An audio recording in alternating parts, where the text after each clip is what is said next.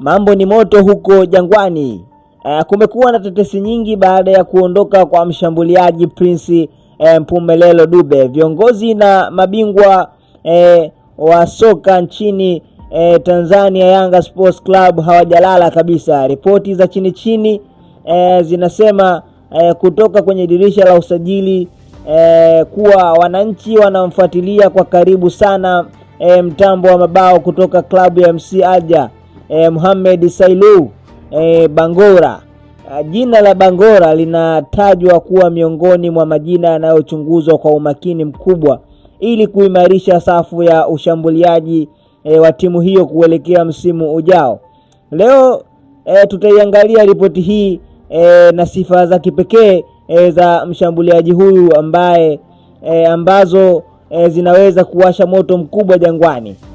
Twende sawa. Kuondoka kwa Prince Mpumelelo Dube kumeacha pengo kubwa kwenye safu ya ushambuliaji ya Yanga Sports Club, na viongozi wanajua wazi kuwa wanahitaji mchezaji mwenye hadhi kubwa ili kuziba nafasi hiyo.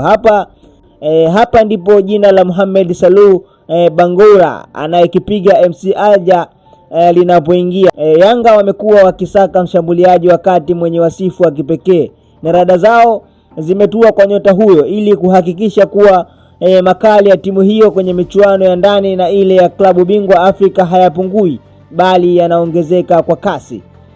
Ukichunguza kiufundi, Mohamed Salou Bangora anafahamika kwa kasi yake ya ajabu, nguvu kubwa kwenye mipira ya kugombea na uwezo wake mkubwa wa kupenya kwenye ngome ngumu za wapinzani. Jambo lingine kubwa linalowafanya wamnyatie ni utulivu wake wa hali ya juu anapokuwa mbele ya lango la mpinzani. Pia ni mshambulizi anayependa kucheza chini ya pressure kubwa, sifa ambayo anaendana moja kwa moja na falsafa ya Yanga Sports Club ya kushambulia kwa kasi na kushinikiza wapinzani.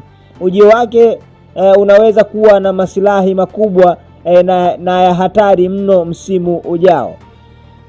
Yanga wapo kazini kusuka kikosi cha maangamizi na jina la Bangora limewekwa mezani. Je, unadhani Mohamed Salou Bangora atakuwa chaguo sahihi la kwenda kuiongoza safu ya ushambuliaji ya Yanga msimu ujao, au kusahau kabisa pengo la Prince Mpumelelo Dube? Dondosha maoni yako hapo chini nami nitapita kusoma comment yako sasa hivi. Kama bado hujafanya hivyo, bonyeza neno subscribe na uwashe alama ya kengele. Ni hapa tena Soka Letu TV. Paka wakati mwingine.